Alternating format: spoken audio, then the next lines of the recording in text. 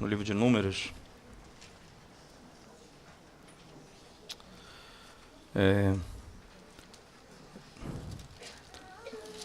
Quando vai chegando ao fim do livro, eu já vou ficando com saudade do livro. É um negócio meio problemático isso. Mas já estamos chegando próximo do fim do livro de Números. Capítulo 33 agora. Normalmente, tanto comentaristas quanto pregadores, quando vão expor o livro de Números, ou analisá-los, eles sempre vão colocar o capítulo 33 e o 34 juntos. Porque, de modo geral, eles vão falar mais ou menos do mesmo tema, percorrendo um espaço de história diferente, mas o mesmo tema.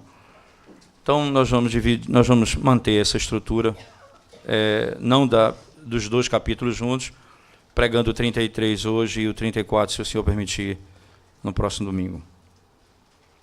Esse é um capítulo complexo, não necessariamente pelo conteúdo, mas por palavras impronunciáveis.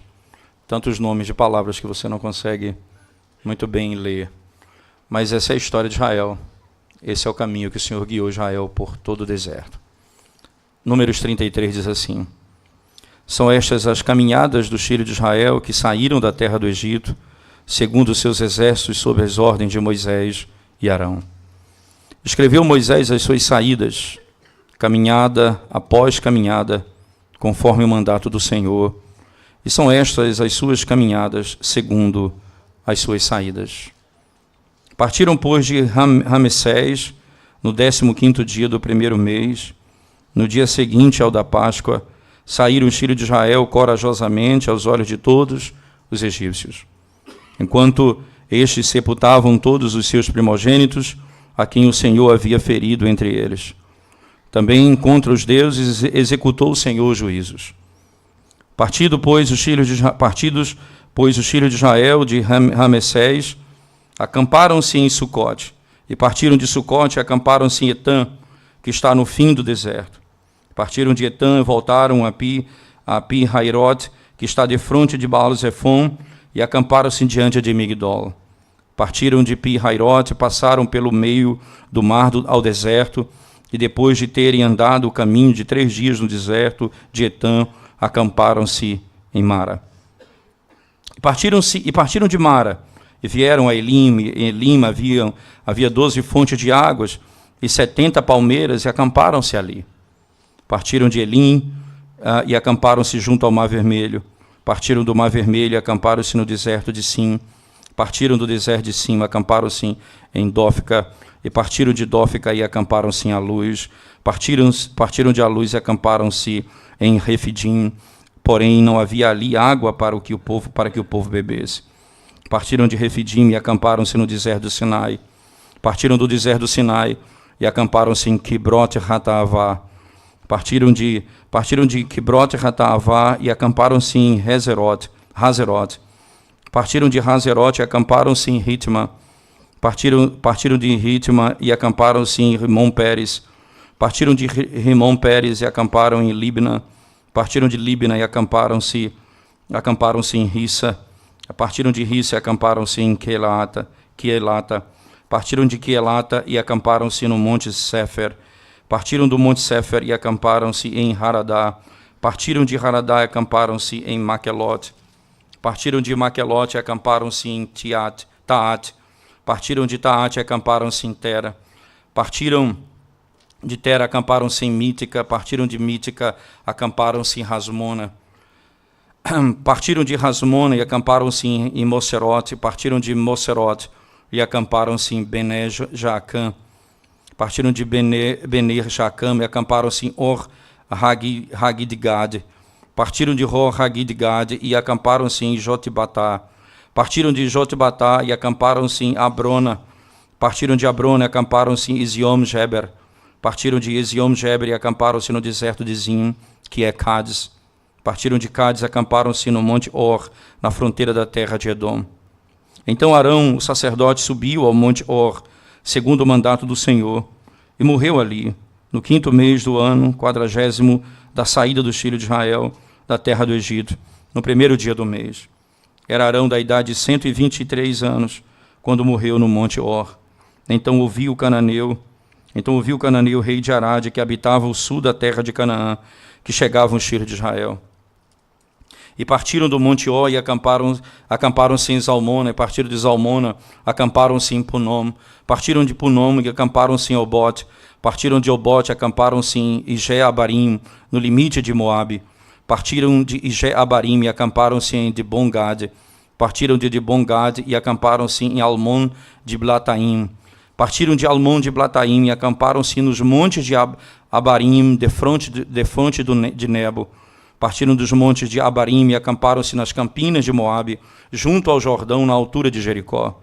Acamparam-se junto ao Jordão, desde Bet-Jesemote até Abel-Sitim, nas campinas de Moabe.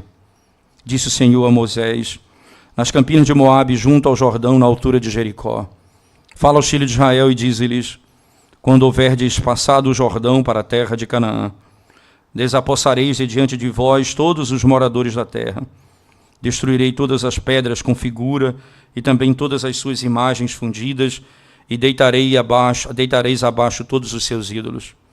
Tomareis a terra em possessão, e nela habitareis, porque esta terra eu vou-la dei para possuirdes. Herdareis a terra por sortes, segundo as vossas famílias. A tribo mais numerosa dareis herança maior, a pequena herança menor. Onde lhe cair a sorte, esse lugar lhe pertencerá.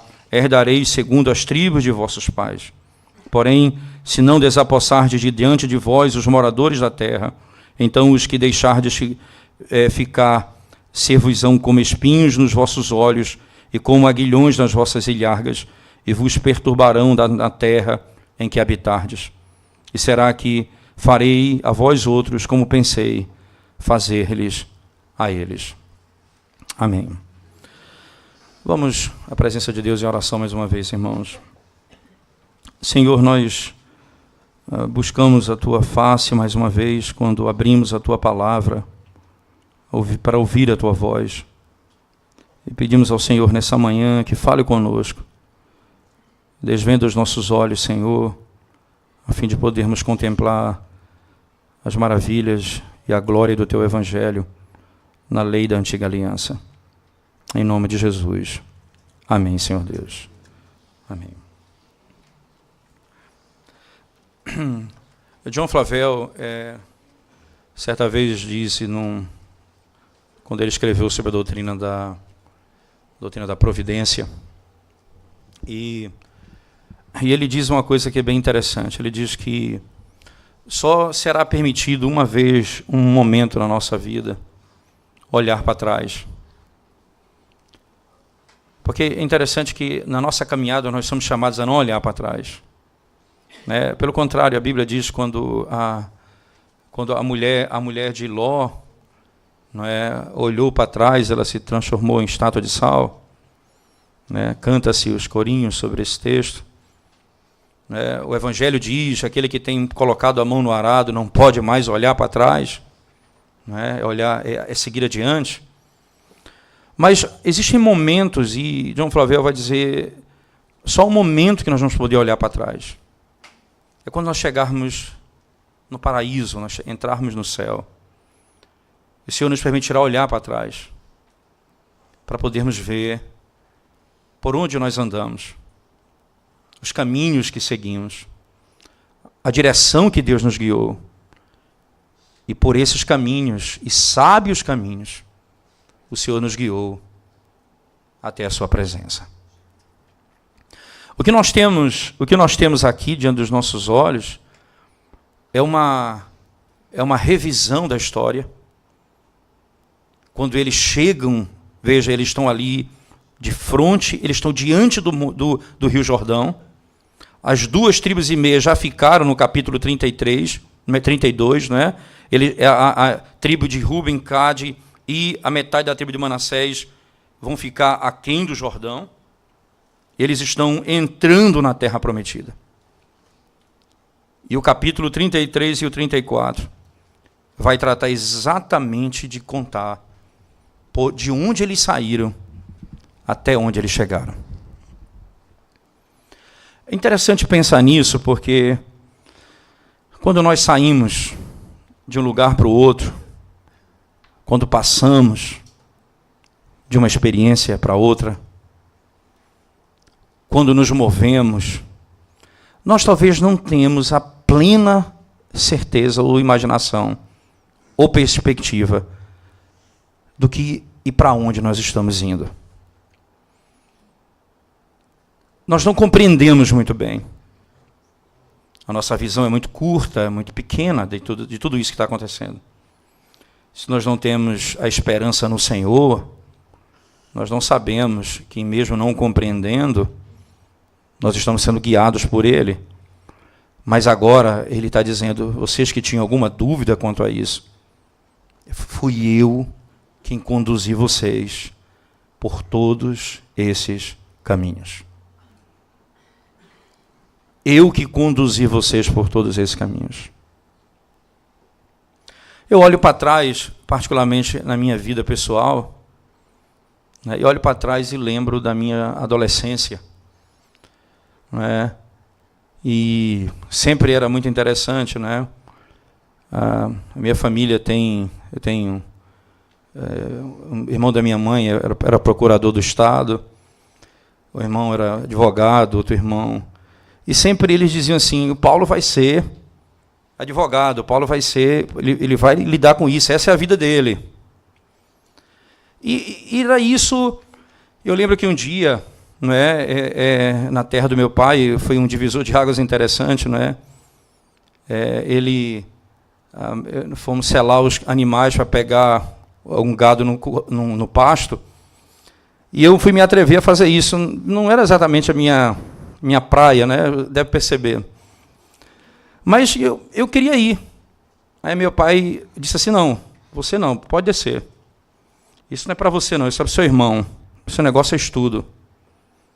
E era uma coisa interessante, porque aquilo para mim foi humilhante, não é? Eu disse, meu Deus, eu não consigo fazer isso. Mas você olha para trás, você olha para o passado, e vê nessas crises de momento como Deus está te guiando por caminhos que você nem imagina. Você nem pensa que Deus, na realidade, estava usando o seu pai para te conduzir por outro caminho. E você ficar com raiva do seu pai na hora. O Senhor. E hoje, um pouquinho, eu posso olhar para trás e dizer, Ele me tirou daqui para cá. Certamente vocês todos têm uma história muito parecida com essa, em momentos diferentes da vida, em áreas diferentes da vida.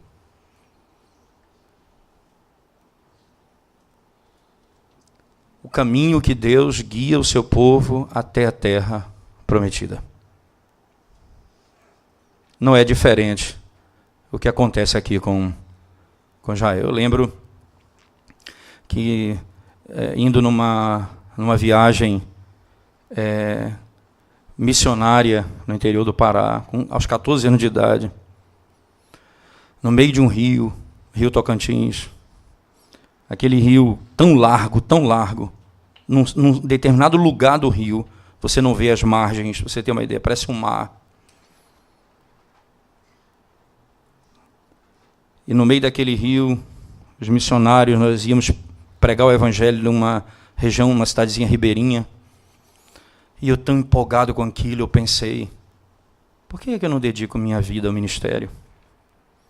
Primeiro pensamento que eu tive sobre isso, aos 14 anos de idade. Por que eu não dedico minha vida ao ministério? E aos 16 anos, eu tive uma depressão profunda. Você imagina esse homem, só cabeça e joelho. Era um cearense, não era? Era exatamente assim.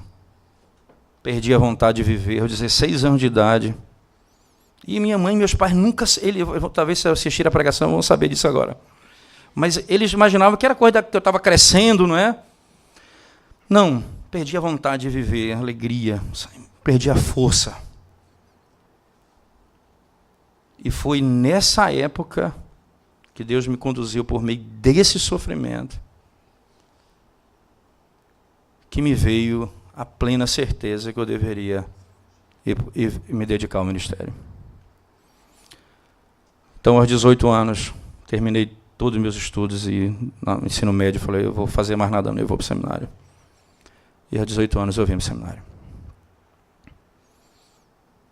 Caminhos pessoais, os seus caminhos pessoais. Nós que estamos em Cristo podemos ter uma certeza única. Ele está nos conduzindo de cidade em cidade. Não é diferente. Mas alguns princípios precisam ser comuns a todos. E os princípios estão postos aqui no texto. O início e o fim da narrativa servem como fundamento para esse princípio. Veja, volte comigo, por favor, para o capítulo 33, por favor.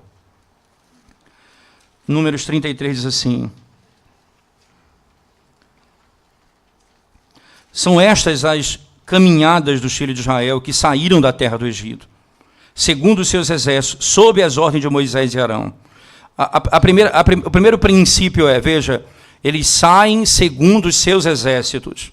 Então, eles saem em blocos, isso é a ideia de que eles saem estruturados, com a bandeira, como um exército marcha pelo deserto. Então, a segunda coisa que o texto diz, Deus ordenou que Moisés escrevesse. Se você tem dúvida que Moisés escreveu no livro de Números, não tenha, nem um Pentateuco não tenha. Veja o verso 2, escreveu Moisés as suas saídas. Deus não apenas os conduziu, como Deus também ordenou a Moisés que registrasse os caminhos. E aí é importante entender, irmãos, porque o Deus que opera a redenção na história e ordena o registro dela, é porque esse Deus ele está preocupado com as gerações futuras. É porque essa história de Israel não é a história de um povo à parte, é a nossa história. Essa é a nossa história. Nós nos identificamos com ela não por simplesmente por simpatia, mas porque nós somos o povo de Deus. E os nossos pais passaram por essa história, que é a nossa história. E aí eu preciso então dizer a você, veja, irmãos, como nós falhamos tanto em não passar para os nossos filhos, não apenas as nossas histórias, mas as histórias do povo de Deus. E ensinar aos nossos filhos quem é o povo de Deus. E a que povo os nossos filhos pertencem.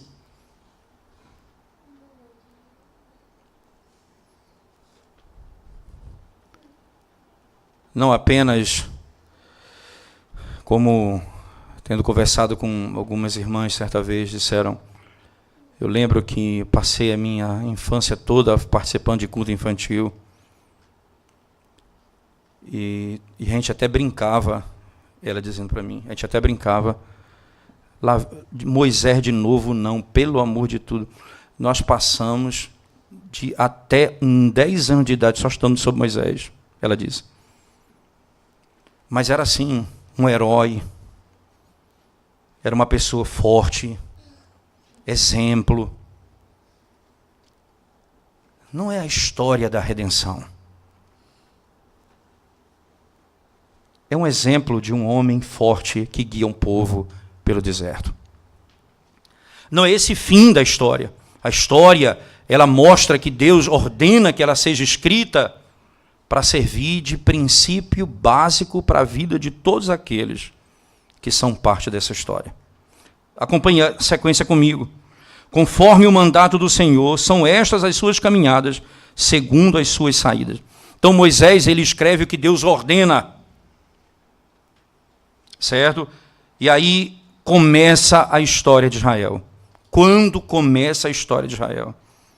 Partiram, pois, de Ramessés, no 15º dia do primeiro mês, no dia seguinte ao da Páscoa.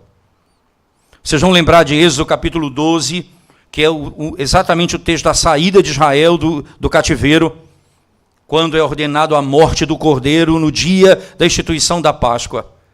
No dia seguinte à Páscoa, eles partem. Veja como tudo começa, irmãos. E se você só voltar comigo, não desmarcando o texto de Números, mas voltar comigo, por favor, no capítulo 12 de Êxodo, só o primeiro verso. Veja o que diz o texto, por favor. Êxodo 12, verso 1 e 2, diz assim: Disse o Senhor a Moisés e a Arão na terra do Egito: Este mês vos será o principal dos meses. Será o primeiro mês do ano. Por que o principal mês? É o mês a morte do cordeiro. Essa é a marca da libertação. O dia em que o povo foi liberto da escravidão. O cordeiro foi morto. Então a história, a caminhada de Israel começa com a morte do cordeiro. E esse é um ponto em comum. Quem é o povo que marcha rumo à terra prometida? Aqueles por quem o cordeiro foi morto. E aqueles que passam seu sangue nos umbrais das portas.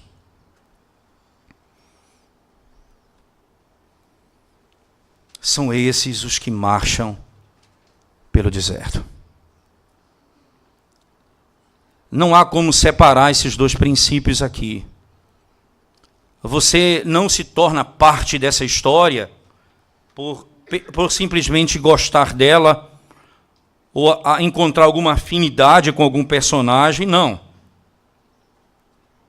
Você é parte dessa história. Se o Cordeiro morreu por você. Se o sangue de Cristo te purificou de todo pecado. Na sequência da narrativa, acompanhe comigo, por favor. Ele diz assim, no dia... voltando ao texto de Números, 33, por favor, Números 33.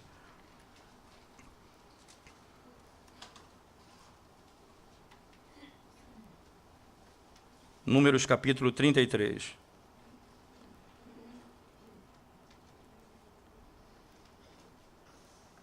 Diz assim o texto, verso 4. Vou pegar o 3 e o 4, que o 4 é importante agora. Partiram, pois, de Ramessés no 15º dia do primeiro mês, no dia seguinte ao da Páscoa, saíram os filhos de Israel corajosamente aos olhos de todos os egípcios. Veja que coisa impressionante. Veja o termo utilizado aqui. Corajosamente. Que coragem é essa, irmãos? Um povo que é escravo a vida toda, escravizado a vida toda, humilhado a vida toda, debaixo do jugo de uma nação iníqua. Que coragem têm eles para sair de... Veja o detalhe da narrativa que Moisés coloca. Aos olhos de todos os egípcios. Diante deles... corajosamente eles saem marchando.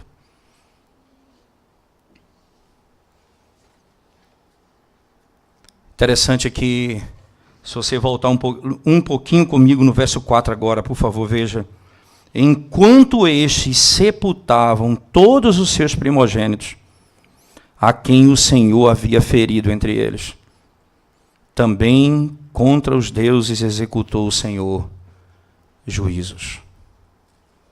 Que imagem impressionante. Enquanto eles estavam sepultando os seus primogênitos, um primogênito, o Cordeiro Pascal, foi morto por eles.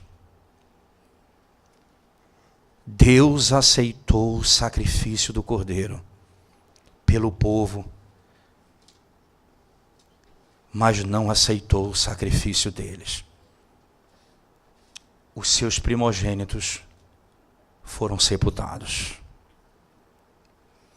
O juízo de Deus se revela contra eles porque, como diz a Escritura em Êxodo, no capítulo 4, verso 22, Deus dizendo a Faraó, diz assim: o Senhor: Israel é o meu primogênito, o meu filho.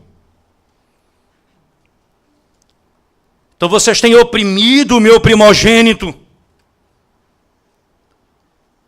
Vocês têm matado o meu primogênito. E ele envia o cordeiro que é morto no lugar deles.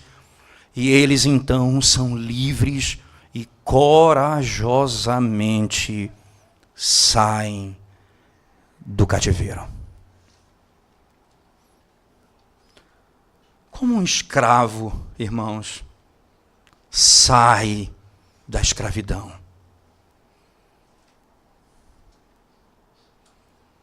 Como você, que anda no meio da iniquidade de homens maus e pratica o pecado, como você sai desse meio corajosamente?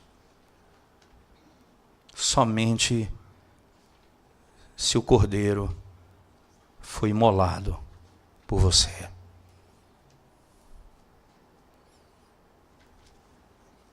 Já não haverá juízo contra mim, porque Deus derramou sua ira sobre o Cordeiro, cujo sangue está nos umbrais da minha porta.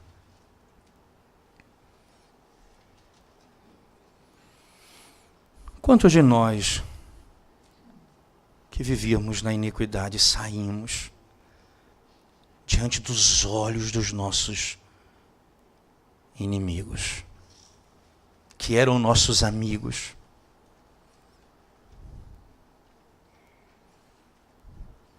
Quantos de nós saímos desse lugar? E só vai começar a marchar aquele que foi salvo pelo Cordeiro Pascal. Não haverá esperança para outro. Interessante que Moisés aqui descreve que Deus executou o juízo sobre os deuses. Então, você entende que o que está sendo dito é, quando você vê as pragas do Egito e Deus julgando as pragas do Egito, ele está julgando os deuses do Egito. É o que o verso 4 diz, veja: também contra os deuses executou o Senhor juízos. O Senhor, percebe, com a morte do Cordeiro, ele destrói os deuses do Egito. E aí ele põe em liberdade o seu povo.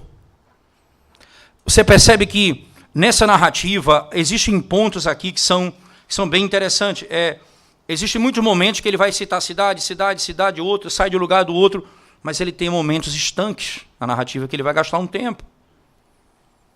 Mas antes de começar essa caminhada, ele começa falando da libertação e como que eles partiram na sua caminhada.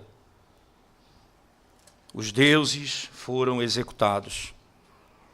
Os seus ídolos, quais eles adoravam, foram destruídos. Todos eles foram despedaçados. Não poderiam consultá-los mais.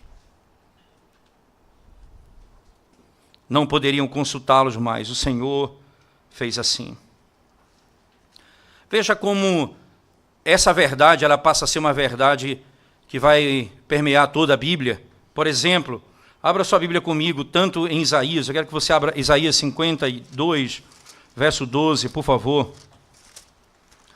Isaías 52, verso 12, diz assim a palavra de Deus: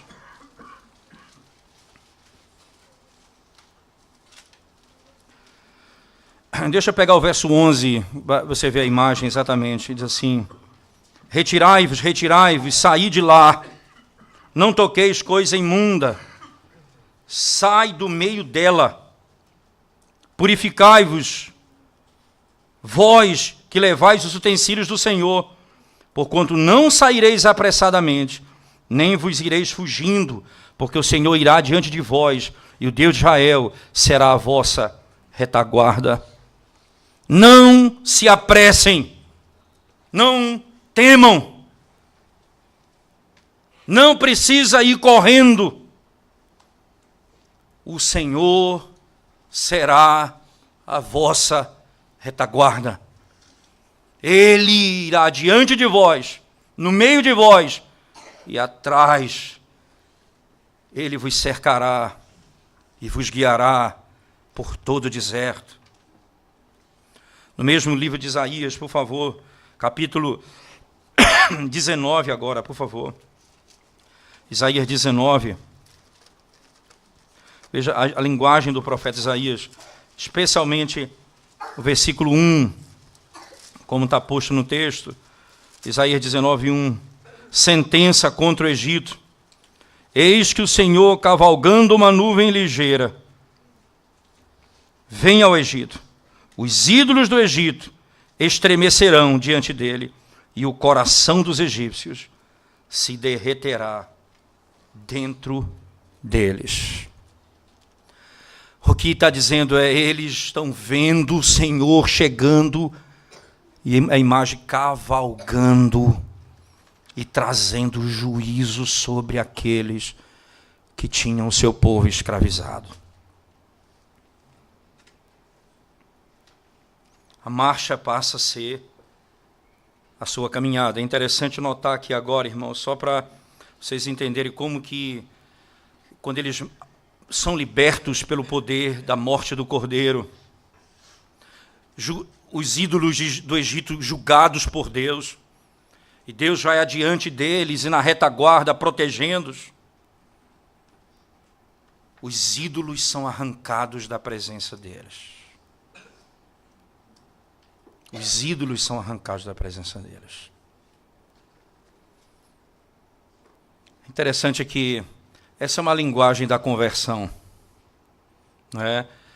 É interessante notar, porque quando você lê verdades parecidas com esse Novo Testamento, você está vendo isso. Deus usando a linguagem da Antiga Aliança para descrever verdades tão gloriosas na Nova Aliança. Por exemplo, na primeira carta de Paulo aos Tessalonicenses, acompanha comigo, por favor. Primeira carta do apóstolo Paulo aos Tessalonicenses, veja a linguagem que Paulo fala sobre a conversão deles.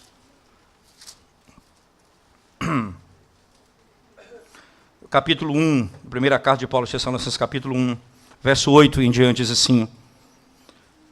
Primeira carta de Paulo aos Tessalonicenses, capítulo 1, verso 8 em diante.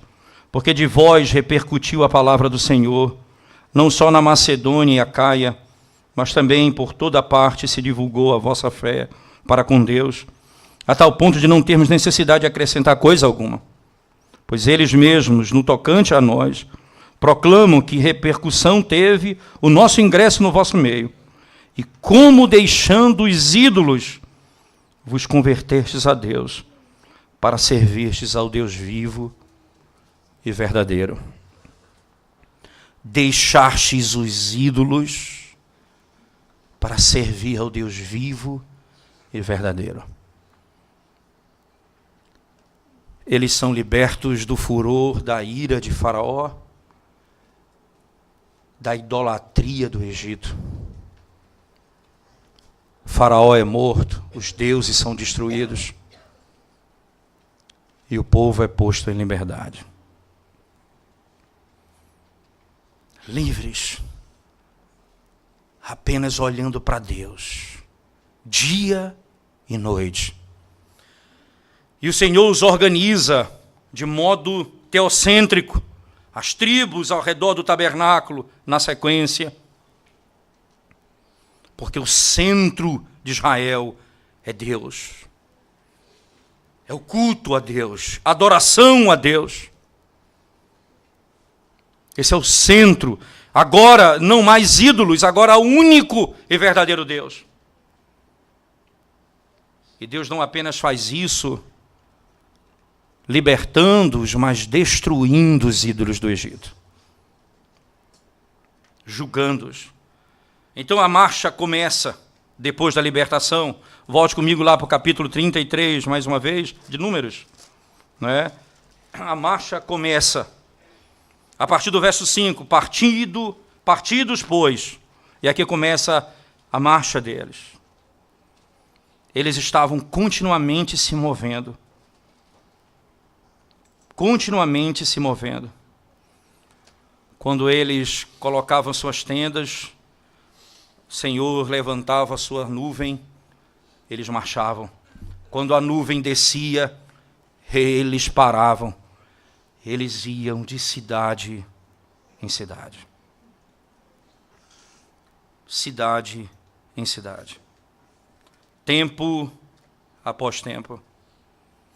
Mas a maioria do caminho deles era por meio do deserto. Lugares não habitados.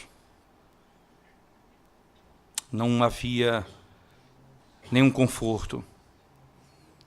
As suas necessidades eram expostas. O Senhor os guia por onde não havia água. O Senhor os guia por onde não havia alimento. O Senhor os guia por lugares não habitados, para que a sabedoria de Deus e o poder de Deus fosse ainda mais exaltado.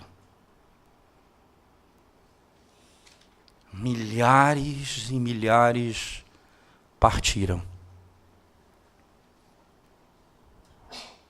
E o Senhor os guiou por o deserto, por todo o deserto.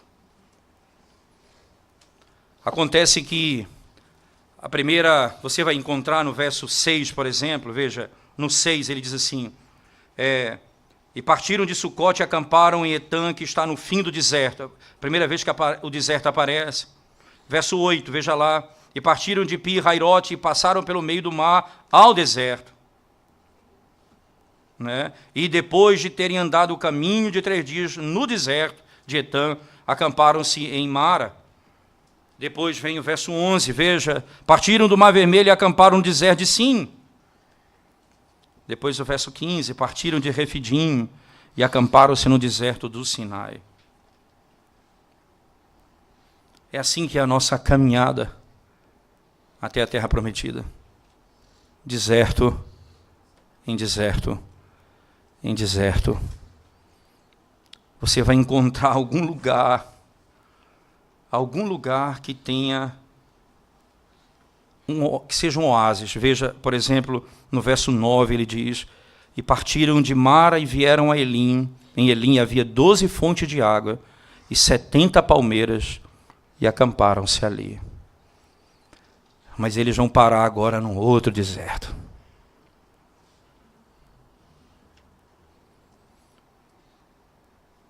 Deserto após deserto. O Senhor os conduzia de dia e de noite. Foi exatamente assim que o Senhor fez. Para você ter a ideia de que era o Senhor que os guiava, e não era a sorte, mas o Deus eterno que os guiava. É só você olhar, por exemplo, em Deuteronômio, abra a Bíblia comigo, é Deuteronômio capítulo 32, verso 10. Veja o que a Escritura diz, por favor. Deuteronômio capítulo 32,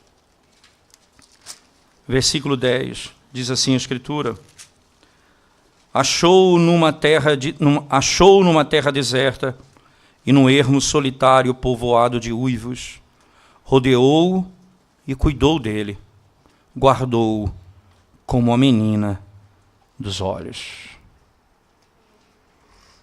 Veja que imagem belíssima o Senhor descreve o cuidado com o seu povo. Você pode voltar comigo no verso 9, por favor, do 32, diz assim, porque a porção do Senhor é o seu povo, Jacó é a parte da sua herança.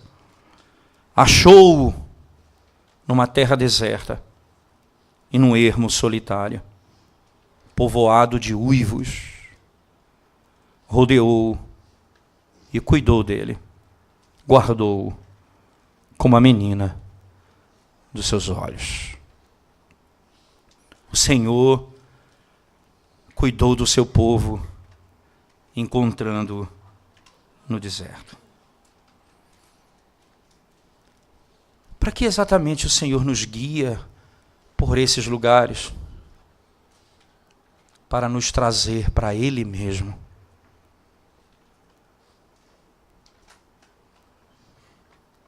Preste atenção, irmãos, vocês estão começando a carreira cristã, vocês estão já há muito tempo na vida cristã. Aprendam isso muito cedo. O Senhor nos faz passar por desertos, porque Ele quer nos trazer para perto dEle.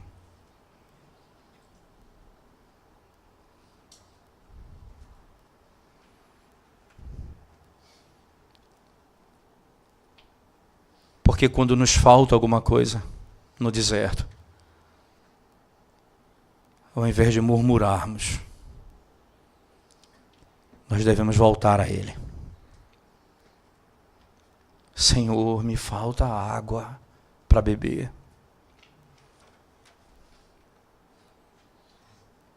Me falta pão sobre a minha mesa.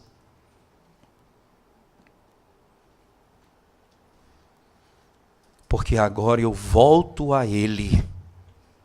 Ele é o fim desse caminho.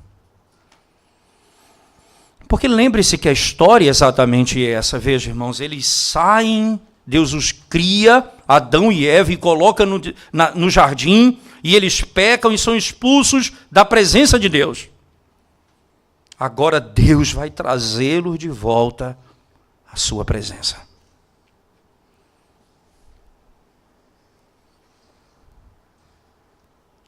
Ele nos vai nos fazer viver na terra sem muitas coisas, para que o nosso olhar esteja nele. Ele vai nos fazer viver na terra com muitas coisas, para que o nosso coração não esteja nas coisas, mas nele. De uma forma ou de outra.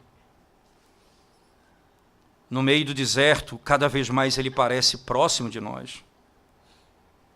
Interessante que ele conta a história de um lugar para o outro, de um lugar para o outro, mas ele para, por exemplo, no verso 14 de Números 33, venha comigo, por favor.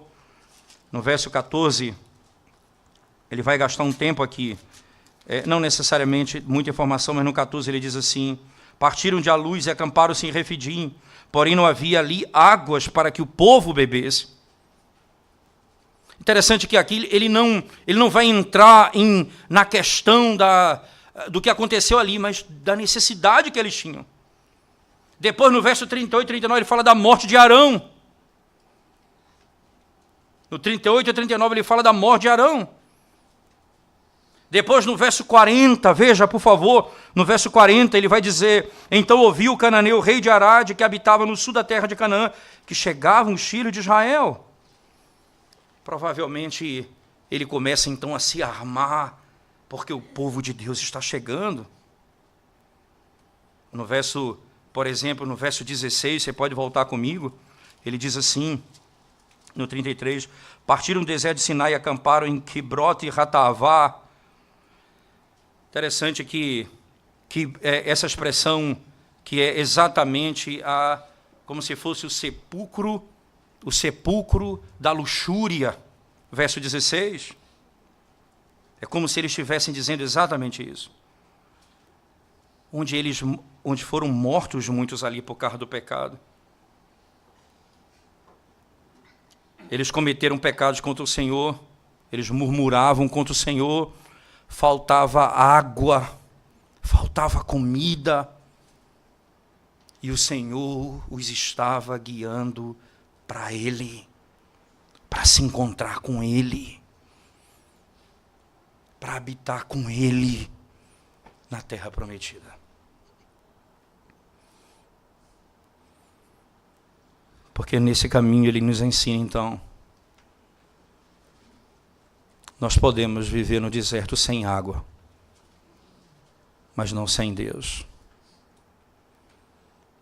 Nós podemos viver no deserto sem pão, mas não sem Deus.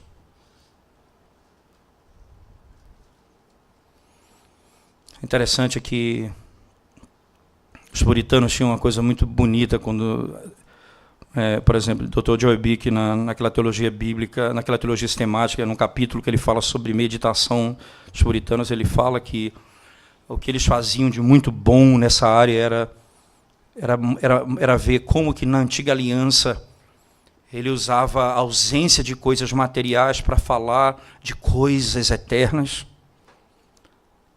Então, eles se sentiam então orientados pela própria palavra a meditar nas coisas terrenas e pensar nas coisas eternas. E exatamente, veja, falta pão, então ele manda o maná, e no Novo Testamento nós sabemos que era tipo de Cristo. Faltava água, e nós sabemos que Jesus é a água, a fonte da vida. Tudo isso, todas as necessidades, todas as angústias e sofrimentos do deserto, para nos trazer para perto dele. Mas na última seção do texto, do verso 50, até o final, por favor, você tem, Deus manda lançar fora os moradores de Canaã, e eles serão, perceba como há uma certa unidade aqui. No início da caminhada, eles são libertos pelo cordeiro que foi morto. E Deus julga os deuses e os ídolos do Egito. E os liberta do Egito e dos seus deuses. O Senhor destrói os nossos inimigos e nos livra da condenação. Agora, o Senhor diz a Israel: vocês farão o que eu lhes ensinei. Destruam todos os ídolos diante de vós. Não deixe nenhum sequer.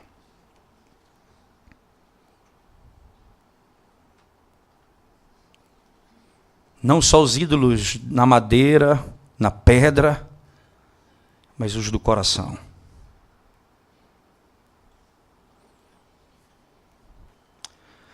Veja se não foi esse o fim que Deus estabeleceu, por favor.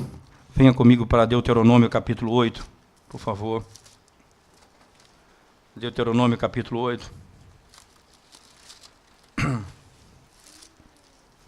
Verso 1 em diante diz assim o texto sagrado: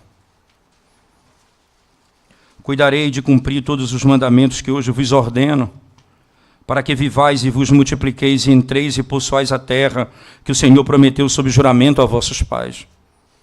Recordar-te-ás de todo o caminho. Veja, aquilo que Moisés está fazendo ali em Números 33. Ele está dizendo que recordar-te-ás de todo o caminho pelo qual o Senhor teu Deus te guiou no deserto estes 40 anos. E veja para quê, irmãos? Para te humilhar, para te provar, para saber o que estava no teu coração, se guardarias ou não os seus mandamentos. Veja, o que é que está no teu coração? Em quem você confia? Não para aqui o texto. Verso 15, do mesmo capítulo.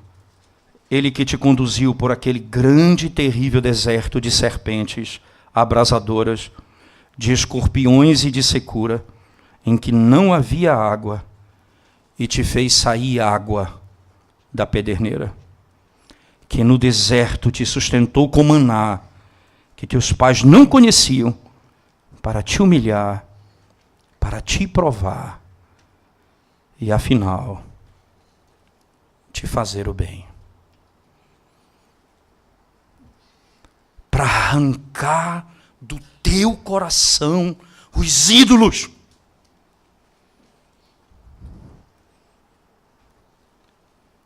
Naqueles que vocês confiam que não é Deus. Ele vai arrancar isso do nosso coração. Para que o nosso coração esteja somente no Senhor. Interessante que no texto de Números 33, irmãos, a última sessão, eu vou ler com os irmãos mais uma vez, verso 50 em diante. Disse o Senhor a Moisés nas campinas de Moabe, junto ao Jordão, na altura de Jericó. Você imagina, eles estão aqui olhando para a terra prometida, aquém do Jordão. Fala aos filhos de Israel e diz-lhes: quando houverdes passado o Jordão para a terra de Canaã, desapossareis de diante de vós todos os moradores da terra. Destruireis todas as pedras com figura, também todas as suas imagens fundidas, deitareis abaixo todos os seus ídolos. Tomareis a terra em possessão, e nela habitareis, porque esta terra eu vou-la dei para a possuirdes. Herdareis a terra por sorte, segundo as vossas famílias. À tribo mais numerosa dareis herança maior, à pequena herança menor. Onde lhe cair a sorte, esse lugar lhe pertencerá. Herdareis segundo as tribos de vossos pais.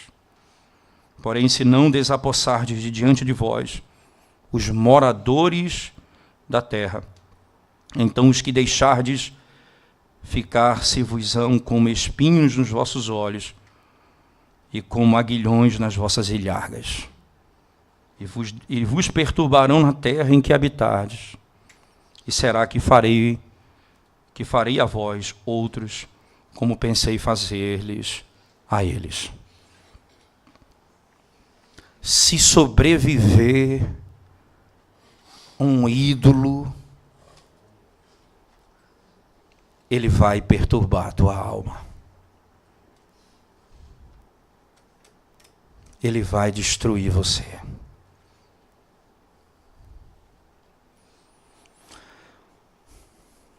Nós tivemos o privilégio nesses dias de viagem, ir à Escócia. Você já tinha alguma admiração por John Knox? A gente fica impressionado como Deus usou aquele homem naquele lugar. Mesmo os historiadores da região, sendo totalmente secularizados e não tendo nenhuma visão positiva sobre John Knox, ele dizia assim: quando aquele homem pregava por 1h30, a igreja era inflamada de um jeito que eles saíam destruindo todos os ídolos das igrejas. Não ficava um em pé. A preocupação dele era, foi ruim isso porque acabou com a arte. Deus não está preocupado com a arte dos cananeus. Não vai ficar uma em pé. Não existe arte neutra. Não existe cultura neutra. Não existe, está contaminada pelo pecado. Não existe esse conceito.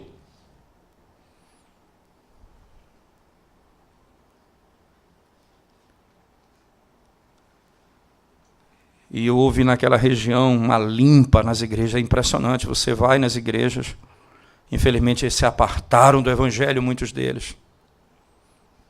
E hoje a igreja presbiteriana lá mesmo está longe da verdade. Mas graças a Deus que tem um grupo fiel, a igreja livre da presbiteriana da Escócia, né? Ela é uma igreja fiel ao Senhor ali ainda, um grupo pequeno. Mas assim como Deus ordenou, era assim ordenado. Não deixe um ídolo de pé.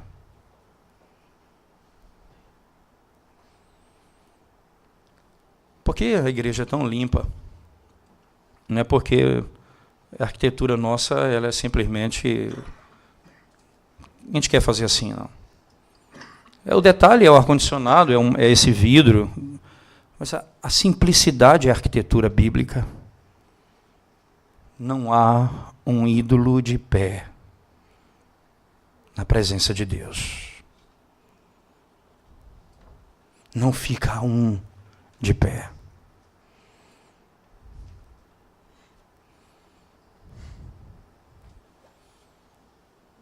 Mas lembre-se o que Moisés vai falar ao povo em Deuteronômio. Deus te fez passar por tudo isso, pelo deserto, para que você destrua os ídolos no teu coração, para te humilhar, para te provar, para saber se você guardaria o mandamento e no final te fazer o bem.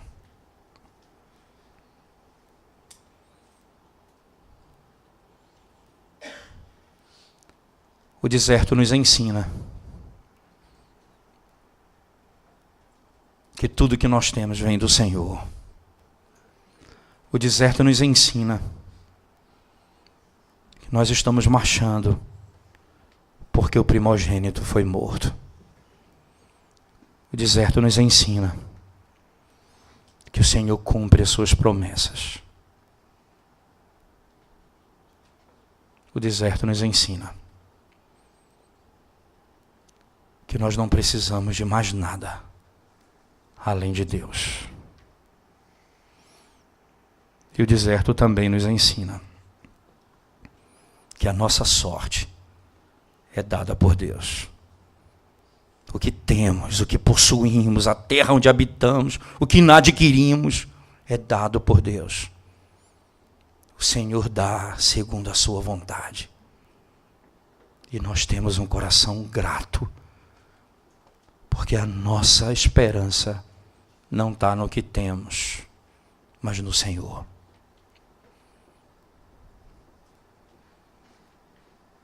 Eu quero encerrar lendo apenas um texto, lendo e encerrando com os irmãos. Abra sua Bíblia, por favor, comigo. Hebreus, capítulo 12.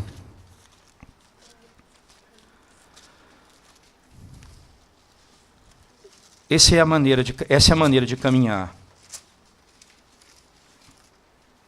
Essa é a maneira de caminhar. Enquanto caminhamos, sigam esse padrão. Certamente é o melhor. Diz assim o texto. Hebreus 12, 1 em diante. Portanto, também nós, visto que temos a rodear-nos tão grande nuvem de testemunhas, desembaraçando-nos de todo o peso e do pecado que tenazmente nos assedia, corramos com perseverança a carreira que nos está proposta. E aqui é a nossa força, e aqui está a nossa esperança. Olhando firmemente para o autor e consumador da nossa fé, Jesus, o qual, em troca da alegria que lhe estava proposta, suportou a cruz, não fazendo caso da ignomínia, está sentado à destra do trono de Deus. Considerai, pois, atentamente aquele que suportou tamanha oposição dos pecadores contra si mesmo, para que não vos fatigueis, desmaiando em vossa alma. Marchem com os olhos fitos no Senhor, e não se cansem, nem se fatiguem. O Senhor nos levará até o fim. Vamos orar mais uma vez ao Senhor, irmãos. Te damos graças, Senhor, por Tua palavra nessa manhã, pelo privilégio de podermos ouvir a Tua voz e sermos desafiados nas nossas entranhas, Senhor, as nossas inquietações de alma, Senhor, e a descansar em Ti, confiar em Ti tão somente. Tu, Senhor, somente Tu é Deus, não há outro igual a Ti. A nossa esperança está em Ti, a nossa alegria está em Ti, o nosso conforto está em Ti, a nossa salvação é o Senhor. Bendito seja o Senhor, hoje e para sempre. Amém. Coloquemos-nos de pé, irmãos, mais uma vez, e com alegria diante do nosso Deus, cantemos ao Senhor o Salmo 133.